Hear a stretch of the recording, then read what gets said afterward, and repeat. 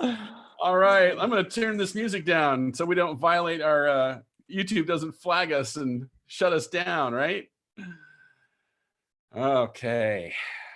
Hello, folks. It is 2:30 here in the Central Time Zone, where I am coming to you live today, joined with my friend and colleague, Mr. Tim Thompson. Tim, say hello and tell him, what in the world do we do at RevThink? Why the heck are we here? It's so good to see you all. I'm also in the Central Time Zone, Joel. So it's good to be time zoned with you a little bit. It looks like we're both wearing the same T-shirts. We got a uniform going on a little bit here. That's right. It Well, is great great for you and I to be in the same time zone is a very unusual occurrence. Yeah, this is right. We're doing the opposite of social distancing. We're getting closer and closer together. It is great to be with you today. We at RevThink exist so that you can thrive in business, life, and career. And today's daily briefing is just exactly about that. We recognize and have conversations with business owners and salespeople all the time. And Joel recently had released a module talking about the sales pipeline. And he got some really great results, some great feedback, and it inspired the conversation we're having today about the sales gap. We know that many of you are wondering and concerned and thinking about where is the next paycheck going to come from. And some of you who've been doing cash flow with me have seen some of this kind of magic money already show up in a way, because there's some visibility when you've put your money out on time. But we're going to kind of steroid infuse that idea today and inject this idea that sales can help fill in some of that gap as well. So that's the setup, Joel. How do you want to get started? You want to start with the story of the call you had this morning and how that got us started on this conversation? Yeah, for sure. First of all, let's invite everyone that's here to, as always, drop comments or questions in the chat as we get into it. This is an open dialogue. It's business therapy, right, Tim? Is what we do in the daily briefing. But the story that Tim was mentioning starts with maybe 3 or 4 weeks ago, after we did the Managing Uncertainty event. I released a module for free. Here, let me show this here. I called it Sales Pipeline Basics. And in this module, I taught these different concepts. And it's all fairly straightforward, basic stuff. If you're a salesperson and you work in sales, I don't know that there's anything revolutionary in there. But there were a lot of owners that jumped into that module and were, for the first time ever, being introduced to the idea of a sales pipeline and the concepts of what's marketing, what's sales, how do we nurture these relationships. And a lot of the concepts, I think, were maybe counterintuitive for people that think of sales as smiling and dialing, or it's all about the numbers, or it's how many calls can you get or meetings you can get. So I should also offer this caveat, Tim, because we often tell people sales does not solve all problems.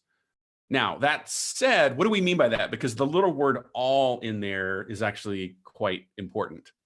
Well, yeah, they actually say, the saying comes from working with people and dealing with many of the issues that they have. It often feels like the first place we want to go to solve most problems is, oh, if I just had more money, or if I could have just won that project, or if I could perfect my sales pitch, my website, all my issues would go away because money's going to fill in the gap. And we do know that with certainty, sales does not solve all problems. If you're not spending less money than you're making, no matter how much you sell, you're not going to ever get to the other side of it. So there are some principles and practices to get there, but it doesn't discount the work of sales and actually a lot of potential needs and solutions necessary to get sales up and running and functioning for you. You know, the term "the 7 ingredients" comes from this idea that there's 7 areas of business that you need to master. One of those areas is sales. And we know many business owners are creative entrepreneurs or production entrepreneurs and not necessarily sales in background. But we still want you to know that sales is something you must master. It must be something you understand, that you can control, that you can manage, and you can grasp. And some of the sales pipeline thoughts are really the ideas of giving the business owner a perspective of how to manage, understand, and control sales and make decisions from sales. Yeah. So to finish or keep finishing that story that we were referencing. So the call that we did with this owner after he and his team went through that module, they went back to some basics. And when we hopped on the phone with them, Tim, I thought what was so interesting was we actually started with their cash board, because we were asking them the question, how much runway do we have here? What do we have to work with? And of course, visibility into when do you run out of money is always a very important question. And I think in the, with the crisis right now, that horizon for everyone has gotten shorter for the most part. People are seeing, I used to be solid for 12 weeks out, and now I'm only solid for 4 weeks out. So what do I do? And of course, the knee-jerk reaction is you just need more sales. What I think was interesting was going through the cash board was we recognized with this owner, okay, you thought you had $120,000 problem, meaning I need $120,000 in sales to get through the next, I think it was 8 weeks. And then ultimately that actually wasn't true. That was just like a global look at this is what we need. But we started breaking it down and looking at what they had in their pipeline, what the numbers were. We realized you actually don't have a $120,000 problem. You have, well, what was it? Was it, I think it was 5 $20,000 problems. And right, but you walked through it because you were the one that sort of had that insight of not only is this only the size of the problem you have, but here's when you have to solve it. Yeah, so sure. When you look at your money, you're looking at a burn rate over time, and then you're looking at revenue trying to match that money. And what we all know is revenue isn't in perpetuity, right? You have to earn the dollars that come in, but taxes, rent, payroll, that's happening over time no matter what. So we call that your burn rate, and your burn rate is continuous and revenue isn't. It's very easy for you to put that on a grid and see kind of see where the worst case scenario gets. And in this business owner's case, he was looking at a $120,000 long-term deficit and wondering, oh my gosh, that's a large project. And in this time of uncertainty, I don't know where somebody's going to award that large project to us. But what we were able to do is kind of identify projects that he knew that could easily be awarded to him, and in one case, a client that comes back to him pretty frequently, and just told him reach out to them. If you add a few of these $20,000 awards into your pipeline, now all of a sudden you have a $60,000 problem and 12 weeks to deal with it. And $60,000 can be brought in pretty easily if that's the kind of revenue and the client you're going after, if you have enough time to work it through. And I remember asking him, Joel, remember this? I said to him, like, can you imagine if I said to you, hey, if you needed $5,000 by next week, do you know who you would call right now to get that 5,000? He's like, oh yeah, sure, it's this client. By the way, they have a whole bunch of projects queued up for us, and it's not our favorite work, but I could easily go and get that work anytime and just kind of execute that and give it back. And so I said, well, how much is sitting over there? Although it's not your favorite work, how often could you go to that trough and get it? And he's like, oh no, pretty actually, I can probably go there every other week and get between $5,000 and $10,000 worth of work. And the money then just showed up. When we presented the problem in a way he could understand it, the money kind of just showed up and that gap was filled in. Yeah, I think the really big insight I noticed there was that if you tell your salesperson, and I'm sure the salespeople that are here can relate to this, right? When an owner comes to you and says, we need $120,000, and you're like, okay, that's not very actionable. But if instead we said to the owner, you actually just need $20,000 by this week. Oh, well, can I go find that? That's a different problem to solve than $120,000 because it's very actionable. Growing up in the South, there was this old expression people would tell me, and that is, just because you don't know everything, don't mean you don't know nothing. And the idea being that you don't have to know everything to take action. You might think, well, if I need to know where the $120,000 is all going to come from, but the reality is you just need $20,000 now, and $20,000 a few weeks later, and $20,000 a few weeks later, and so on and so on. So even though you don't know everything, you know enough to start taking action and move forward and start making your own momentum. So we call this the certainty myth. Then the idea of the certainty myth is that there is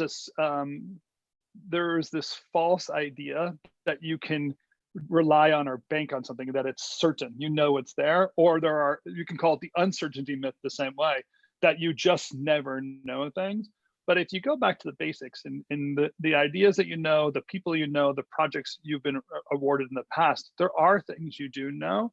And if you accumulate those pieces, you can apply that entrepreneurial formula to many of these ideas. Like, it's the needs, the people you've worked with before, the solutions you've come up with before, those projects, resources, who you have available today, what kind of solutions that they're looking for, and then the solution for that problem.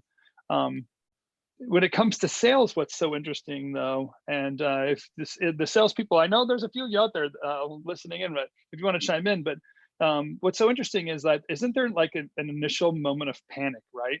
Like you honestly, it's really like, we're not making it up, like you honestly don't know. And we hear it all the time when working with sales and sales reps. We say, can you give us a projection of sales and where that money come from? And they'll say, I just don't know. You can never know, because it's relationship based and it comes and goes, and I'll never know. I don't have a real sense of what it's going to be. But then I'll say, like, well, okay, so the last 4 years though, you've been able to generate a few $1 million every year. Well, yeah, of course, that's what I do for a living, is generate a few $1 million. So there's a gap between that initial shock of, I don't know the name, the place, the person, and the amount. And what you do know is that you can generate a few $1 million a year worth of sales.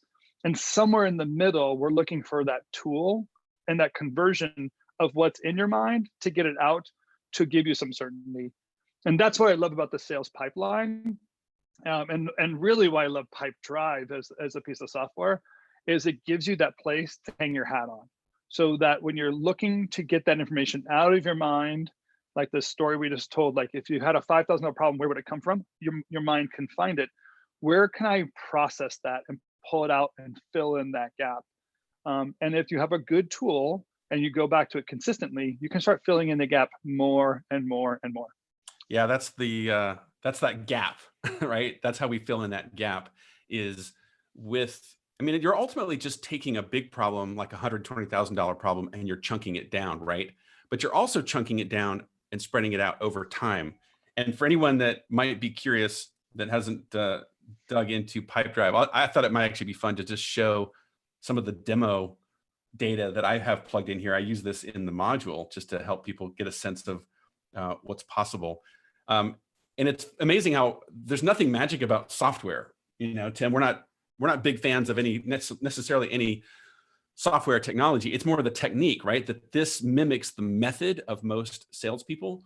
And these stages, we just have these questions called, how do we move each of these one line? How do we move each of these one line? But this is, of course, how you have conversations with, in this case, 27 different people. Tim, you talked about making lists, and I'll just show this. This is one of my favorite things. It's so simple, it's almost dumb, that I have a list here called Top 20. And what I'd like to do is tell my clients, have a top 20 list, and tell me at all times, do you have a deal in your pipeline with all of your top 20? All of them. And so you scroll down, open deals, open deals, open deals, and you go, oh, this person at Netflix, I don't have a deal in my pipeline with this person, even though they are one of my top 20 people. So create that deal, reach out, and I'll tell you, it's amazing how I'll tell people your top 20 list is just your clients, organizations that are going to most impact your company over the next 90 days. That's it. And it's funny how I'll tell somebody, have you reached out, followed up, caught up with everyone on your top 20 list? And I don't know what it is in us that says, well, yeah, I mean, yeah, that's a great idea, but, and I would just say, your whole goal in sales is to get to know as quickly as possible. Because if I told you one of those 20 is going to convert, then you want to get through the other 19 as quickly as possible. So your goal is to actually get 19 no's as fast as possible so you can get the one yes. Yeah, and how often, Joel? I mean, it almost goes hand in hand, the idea of talking about sales, and then the next conversation or next words that come out of someone's mouth is talking about relationships. So they'll say things like, it's all about relationships, or you have to have relationships, or I'm going to develop a relationship. And we have this ongoing idea that in order to have a place to go get the sales and discover the need, I have to have a relationship with that person first. And I completely agree with it. What I find that we're not very good at after understanding this relationship is actually how to make a relationship, like creating a relationship from scratch. And there are some very basic touch points you can do in order to put those in place. I see Carol's name out there, and you and I have a warm spot for Carol in our life. She's the one that kind of introduced us to each other. So hi, Carol. Thanks for being part of it. One of the things I love about Carol and her process is, well, at least from my perspective, is that she knows that it takes outreach, and she's so great at that constant checking up with people, kind of maintaining those relationships. I get my birthday cards from her, I get Christmas cards from her. She has a real sense of what it means, but it's actual work, isn't it? I mean, it's work to think that when she wakes up in the morning, she has those emails to write, those people to touch base with. It's not just a relationship when I see you in passing on the street, we know each other and I could say hi. It's maintaining a relationship. And if you're not making that top 20 list and checking up with people and giving yourself reminders to do those check-ins, you're going to miss that opportunity to make those relationship connections. So to have a technology and a technique that allows you to put those reminders out there and have those touch points is great.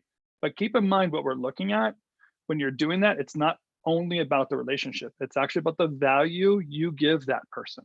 And so when you do that outreach, you always have to have that in mind of, when I do that outreach, what value do I bring to their life, to their business, to their career, to the solutions of their problems, so that you're not always taking. It's got to be about what you're giving into that relationship as well. Yeah, and I'll just say this too. I think I've met a lot of salespeople, and I would say these are more the legacy folks, that we used to hear this a lot, that it's all about relationships, meaning it's all the people that I know, and there's really no rhyme or reason. And I have a Rolodex, and that's really the value of myself as a salesperson. And I find that method or that thinking is slowly being replaced by something called LinkedIn and Google and everything else. It's just the reality. And it's also part of why the rep side of the business has been in decline for so many years. But I would just encourage everyone to think of sales as a method. And for me, I always also like to rephrase the definition of sales by saying sales is simply you building a relationship based on trust and then sharing your expertise. That's what sales actually is. And then just study your patterns and notice that you do have a method. Even that person who just thinks, oh, it's all about my relationships, there's still a method there. And if you can take that method and understand it, you can step back and say, okay, now how do I apply it in these times? Hey, so I believe this is Daniel that just sent this question, but I think this is a good question and a really good segue into getting into some practical ways of doing outreach. He said, if you don't have 20 in your top 20 and you only have 12 or 15, what should you do? And I'd say, like, one of the things we talk about in our top 20 isn't just the 20 people you've worked with or 20 people that you know. We want those to be the top 20 targets as well. So don't be afraid to think about moving your production company forward, your services forward, and putting those targets out there of people that you're going to have a relationship with in the future. And then begin the efforts today to developing that relationship, starting that outreach, understanding your proposition, understanding what you do that brings value to that target, and begin working through the method that way of making that relationship take place, because eventually you will have that relationship. Do you remember when Justin Barnes talked about at the cohort dinner how he wanted to have a relationship with people at an advertising agency? So what he did was he went out of his way when he walked to work and walked by that advertising agency's building every morning, just so he can run into people and start recognizing them, saying hi to them. And sometimes he would even stop and wait to see familiar faces. Such a basic idea of recognizing, well, back in the old days when people used to walk on Fifth Avenue, but like, now the only people on Fifth Avenue are the people that live on Fifth Avenue. But I imagine in the future that people will actually be outside again and walking, but realize how basic that is. It's like just getting in a place where you're drinking coffee where they drink coffee and seeing them face to face. You do that for a year, and all of a sudden you'll have some of those relationships. Not all of a sudden, but in time you'll have relationships with the people you come in contact with on a daily basis. So if you're not hit top 20, make sure you're kind of thinking through who the other people would be in your life that you would grow onto that list in the future. I would maybe I can be a little bit glib here, but I would say that if you only have 12 to 15 instead of 20 in that top 20 list, then you have 5 to 8 fewer excuses not to have already reached out to all of them. Right. Um, and also too, I want to encourage everyone with this thought too, that during this crisis, I think there's been a great equalization, a normalizing, right, of us communicating via Zoom, from our homes and these other strange places. And I've mentioned to a couple of clients, like, now is actually a great time to reach out to someone that might be a CMO or a vice president of marketing, whatever, and be ready that you're going to be speaking to somebody. She's in her home, the kids are running around the background, the dog is barking, and she's wearing her, her workout clothes. You're in your pajamas. Guess what? You've just equalized. She's not in a Manhattan, high rise skyscraper where you have to get through security and schedule the meeting with all these gatekeepers. Like, things are just different. And I think there's a certain amount of, we're all just human beings now trying to solve problems and get work done. And you can take advantage of that. Yeah, and I also that's why I love conferences. Conferences are a great equalizer as well. All of a sudden, the glass towers and the accessibility people really come down. The people you might want to meet are actually at the conference to meet you as well. So there's often an open door policy that way. But also, like, they're there teaching you and telling you what they're looking at. They're teaching you their perspective and ideas and types of work that they do. And if that's of interest to you and you want to work with them, it's good for you to learn from them, meet them face to face, and not just always like give me, give me, give me. But in those situations, you can learn, come alongside, understand, and grow, and then get some face to face time with them and do outreach. All that's very, very, very relevant. I'm going to share this encouragement with everyone too. Hang on, let me find it. Here it is. This is an article from 4 years ago that was in Business Insider. And I love this one because this Harvard Business professor, Amy Cuddy, just makes this point of what are the 2 things that people judge you on when they first meet you.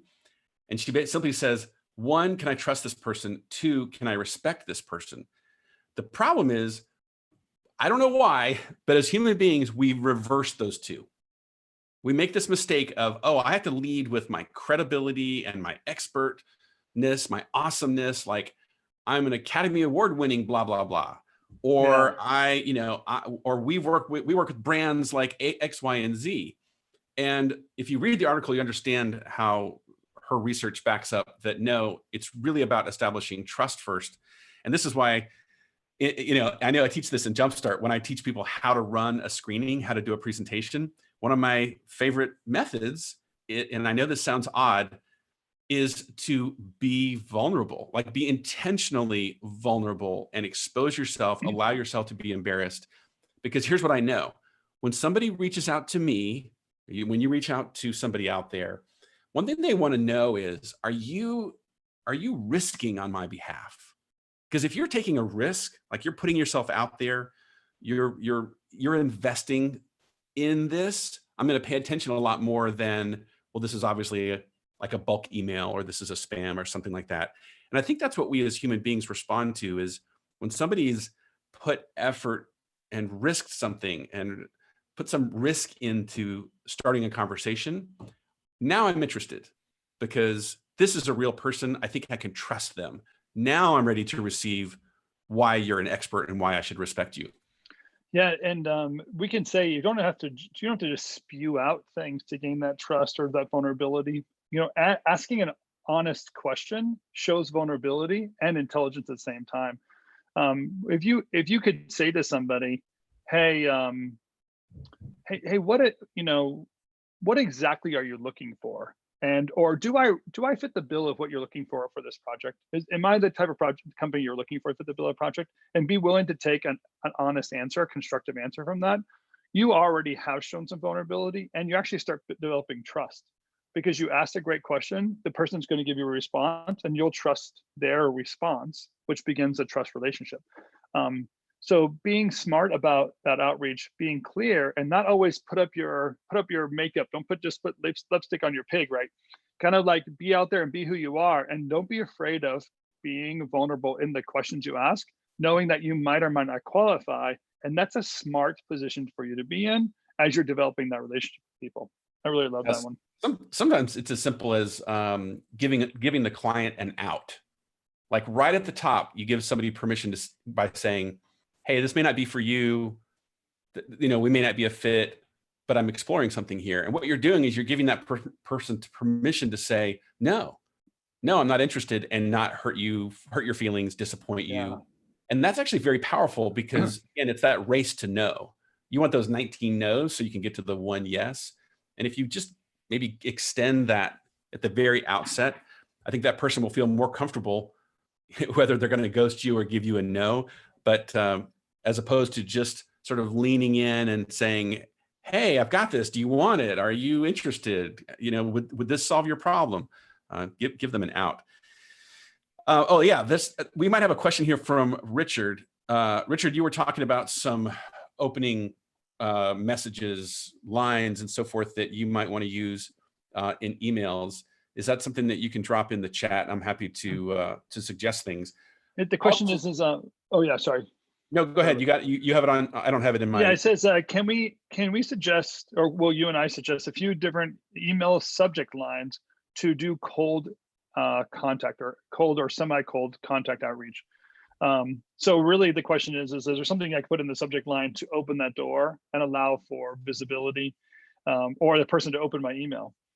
Well, I'll just give this one, and it's completely non-magical, is to just put your name in the subject line as if you're speaking about yourself in the third person. So a lot of times I will send somebody an email that maybe I haven't communicated with in a year. So it's semi-cold, right? And the subject line is simply, hey, from Joel. It's amazing how often people respond to that because it's that message that right off the top says, you know me. And I think that's always a good place to start. Yeah, it's funny you say that. I was going to say, make sure that the email, the from category, actually has your name in it and not your company's name also. You don't want to come across as a spam. You want to look like you're doing personal outreach. And I'm a big fan at developing, like a top 20 list of doing one-on-one emails. Don't just kind of blanket the world with wallpaper and hope that they find you. You have to be very specific on who that person is, what your question is, and what the results are going to be. It's very, very valuable to do that way. Yeah, I'm actually really glad you mentioned that because that's such a big one. We should emphasize that high ticket sales is absolutely all about being personal and direct. It's not something you do en masse.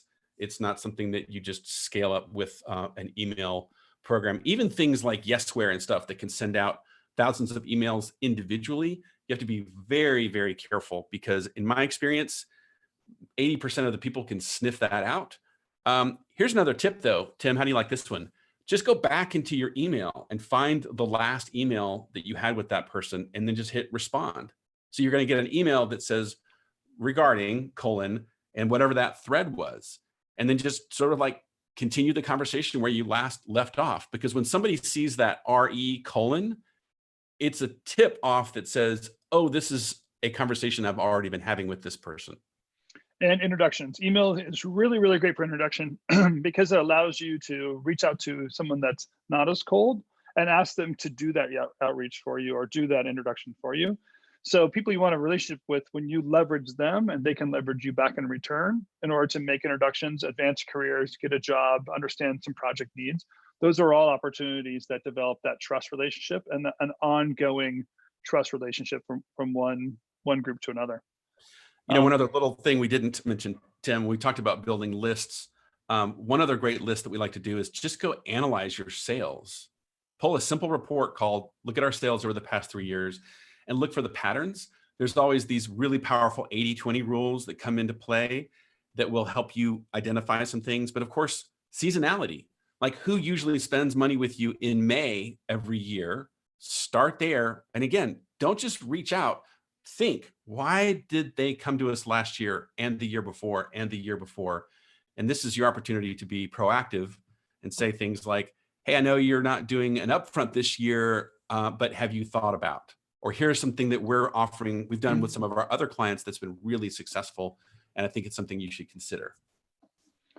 Yeah, so our I'm gonna wrap up here just with a summary of like um to break the certainty myth or the uncertainty myth, whichever side you struggle with, really is the idea of the answer of things you already know. And there's probably many places you can dive into relationships that you have, a top 20 list, projects that you've done in the past, the seasonality of projects. I'm a big believer that if you just sit down and think through that process, have a piece of paper and a pen, low tech, and just start making a list of those projects would come from, how much is available, how soon can you get it. Also, take those action items and make them into bite-sized chunks. Like, don't think you have to solve all of it with one big phone call. Don't put that much risk into one phone call, and don't leave it up to one person to determine that. Go think through smaller pieces and smaller segments that you can go after when you're doing sales to add them all up to the solution if necessary. And know what your timeline is. Be honest with yourself. Don't speed it up and wish for something that isn't possible and true and push too hard. Give yourself the time necessary to get those results. All that's part of that breaking the certainty or uncertainty myth, as we would say it, and go to things that you do know. Trust yourself on the basics. I like to say, he who does well with little, much will be given unto you. So that thought of like, it's the little things you already know how to do and pursuing those in a good, positive, honest way will give you the results that you're looking for. Well, this was the little blip that you and I worked on before the live stream today. We wrote this down. We said, let's tell everyone, manage the things you do control instead of worrying about the things you can't. And I think that's what looking at a cash flow and looking at a sales pipeline, you actually start realizing, oh, we do know some things. We don't know everything, but we know some things, and we can take action on those things, and we can control them or influence them. And that's the game. And it shrinks.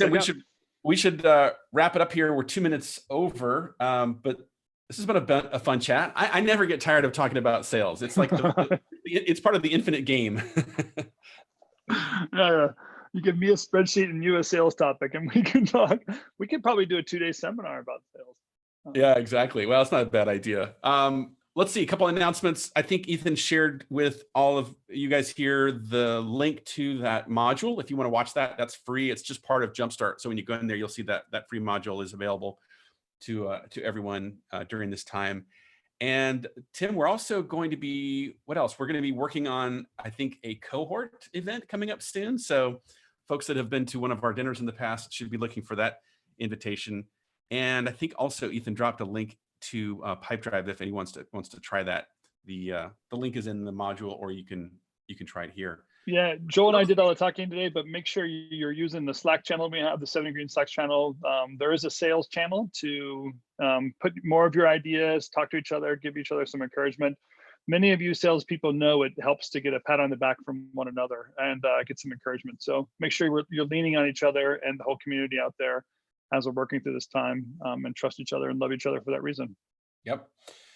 Okay, everyone. Well, I think we're looking towards Friday. Tim, are we still going to have Louis come back and we'll answer some more PPP questions on our Ask Me Anything Friday?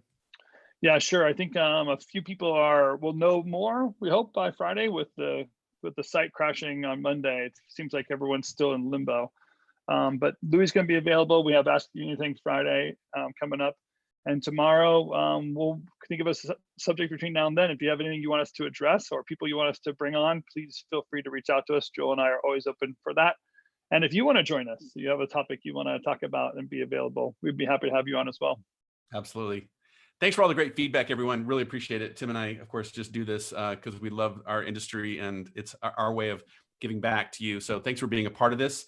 We will see you all tomorrow, same time, same Zoom channel. Until then, thanks, Tim. All right, bye. Thanks, Joel.